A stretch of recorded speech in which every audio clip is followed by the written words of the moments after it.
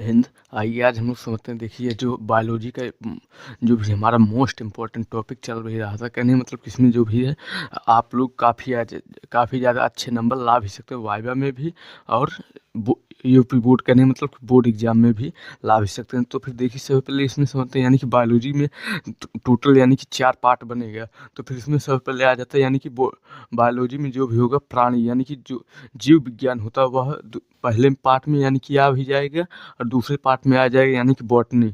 इसमें क्या होगा कि पेड़ पौधों के बारे में अध्ययन करेंगे, और इसमें क्या है कि जेनेटिक्स कहने मतलब अनुवांशिकी के बारे में, और पारिस्थितिकी कहने मतलब कि इकोलॉजी के बारे में। यानी कि टोटल एक पार्ट कहने मतलब कि यहाँ पर यानी कि यह जो है बायोलॉजी में यानी कि यह जो है पहला पार्ट है। तो फिर इसमें सबसे पहले समझते हैं यानी कि कोशिका।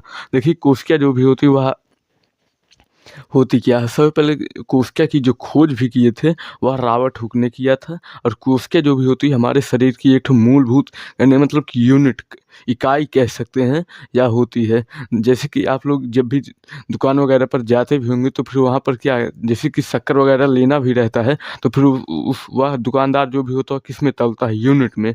तो फिर ठीक यही हाल रहता है, कहने मतलब कि यहाँ पर भी यूनिट है। तो फिर शक्कर में भी देखे होंगे उसमें बहुत सारे शक्कर के दाने भी होते हैं। तो फिर वह क्या होते हैं, कहने मतलब कि वह कोई तो काउंट करके देता नहीं कि हाँ ये 1 किलो में 1000 दाने, या फिर उससे ज़्यादा भी हो सकते हैं या फिर कम भी हो सकते हैं।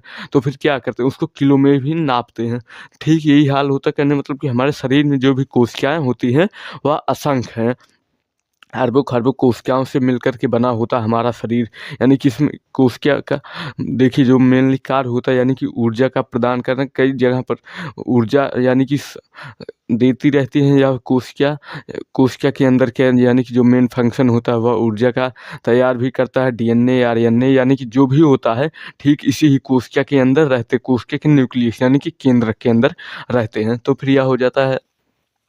देखिए इसकी संरचना जो भी होती है वह होती क्या नहीं मतलब कोशिका यानी कि जो भी एक ठो भित्ति होती है। भित्ति का मतलब कि यानी कि कोशिका दीवार सबसे पहले होती है। उसके बाद होती है प्लाज्मा झिल्ली, यानी कि जिस तरह से आप कोई भी सामान भी लेते हैं तो फिर दुकानदार क्या करता है, झिल्ली में करके देता है। तो फिर ठीक यही हाल रहता है, कहने मतलब कि कोशिका के जो सारे के सारे पार्ट पुर्जे होते हैं वह किस में रहते हैं, एक ठो झिल्ली में रहते हैं। तो फिर इसके अंदर क्या होता है, साइटोप्लाज्म होता है, न्यूक्लियस होता है, माइटोकॉन्ड्रिया होता है, और भी होते हैं। कहने मतलब लाइसोसोम होता है, लवक होता है, आदि हैं कितना यानी कि काफ़ी ज़्यादा होते हैं इसके अंदर। कहने मतलब कि जो भी इम्पोर्टेंट था वही लिखा गया है, और बाकी शेष वैसे पर पड़े भी हुए हैं। तो फिर आप लोग कोशिका का इमेज देख भी सकते हैं।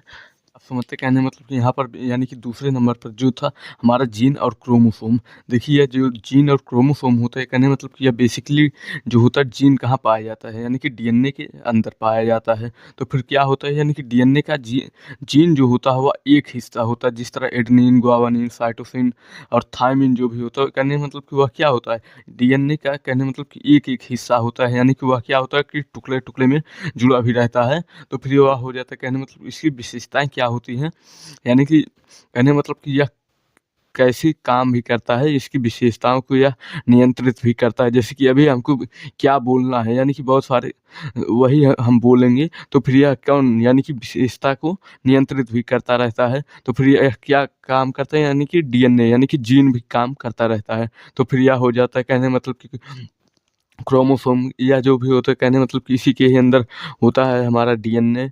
डीएनए यानी कि प्रोटीन, जीन या सब क्या है, यही सब मिलकर के यानी कि एक ठो जीन का निर्माण भी करते हैं।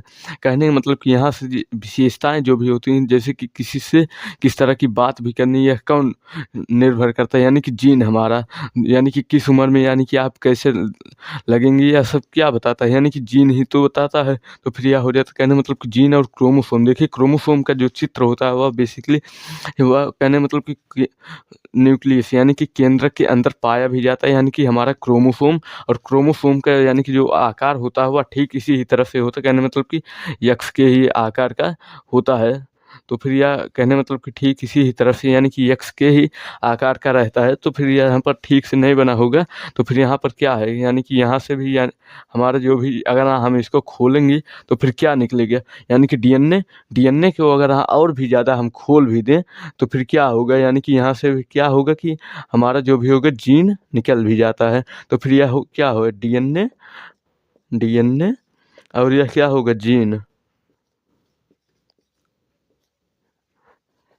या क्या है कि जीन भी हो जाएगा। तो फिर ये कहने मतलब कि यह जो भी होता है क्रोमोसोम के अंदर क्या होता है, डीएनए।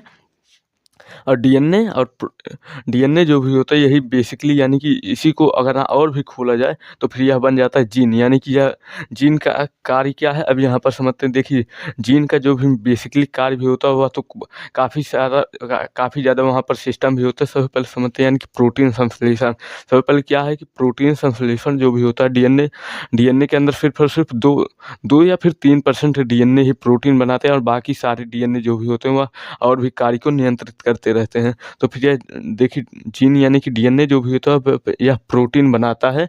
यह प्रोटीन कैसे बनाता है, तो फिर सबसे पहले यह जो है यानी कि 2 स्टेप, यानी मतलब कि 2 चरणों में मिलकर के यह क्या करता है, यानी कि प्रोटीन को बनाता है। कहने मतलब कि 2 स्टेप में मिलकर के बनाता है। सबसे पहले आ जाता है यानी कि ट्रांसक्रिप्शन, और दूसरा होता है हमारा ट्रांसलेशन। देखिए सब, अगर मान लीजिए कोई भी डीएनए है, यहाँ पर क्या है, यहाँ पर छोटा में होगा तो फिर यहाँ पर भी देख लीजिए। यानी कि यह क्या है, डीएनए है। अगर हम इसको आरएनए बनाना है तो फिर क्या होगा कि यानी कि इसमें क्या करेंगे, ट्रांसक्रिप्शन करेंगे। यानी कि एडेनिन, गुआनिन, साइटोसिन और थायमिन की जगह पर हटा करके वहाँ पर हम क्या जोड़ देंगे, यूरेसिल। तो फिर वह क्या बन जाएगा, यानी कि हमारा वह बन जाएगा आरएनए। आरएनए अगर हम बन भी गए तो फिर क्या होगा कि अगर आरएनए को प्रोटीन बनाना है तो फिर इसमें भी क्या करेंगे, यानी कि इसमें ट्रांसलेशन करेंगे।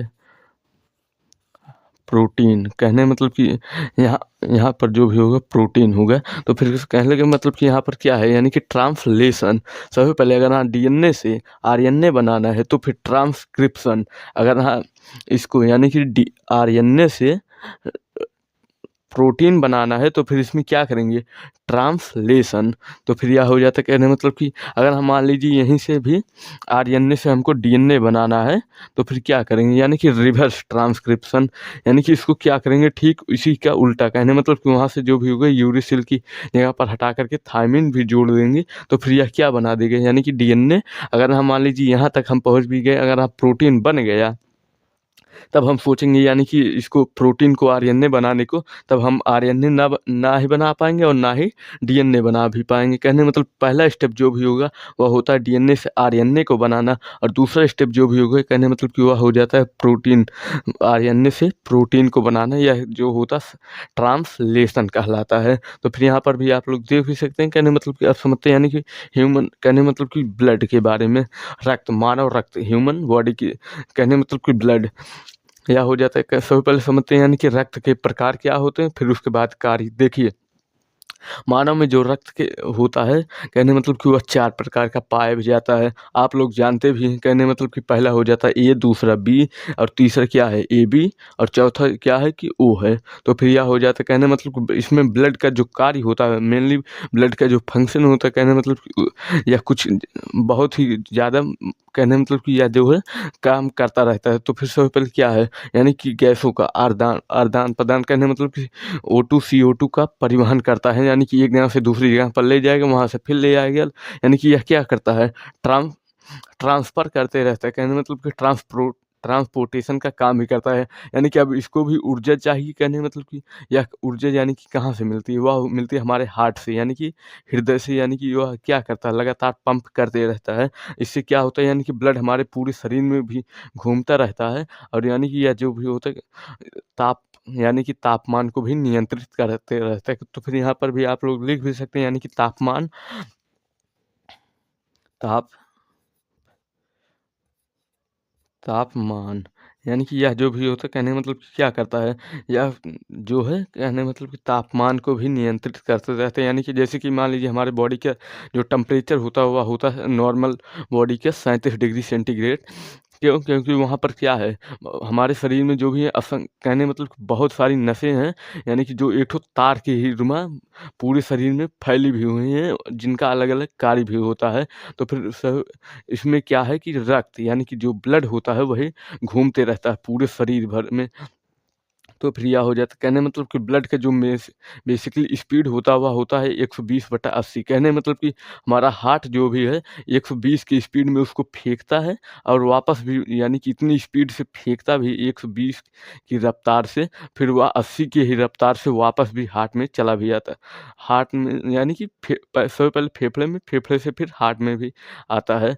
स्व या फिर डायरेक्टली हार्ट में ही चला भी जाता है, यानी कि लेफ्ट लेफ्ट तरफ। तो फिर यह हो जाता है, कहने मतलब कि यानी कि तापमान को भी नियंत्रित करता, पोषक तत्वों को, यानी कि जैसे कि भोजन वगैरह भी हम करते हैं तो फिर यह क्या करता है, ऊर्जा, जो ऊर्जा भी निकलती है उसको भी यानी कि ट्रांसफ़र करते रहते हैं, यानी कि कहाँ पर कितनी ऊर्जा चाहिए, यह कौन डिसाइड करता है, हमारा ब्रेन।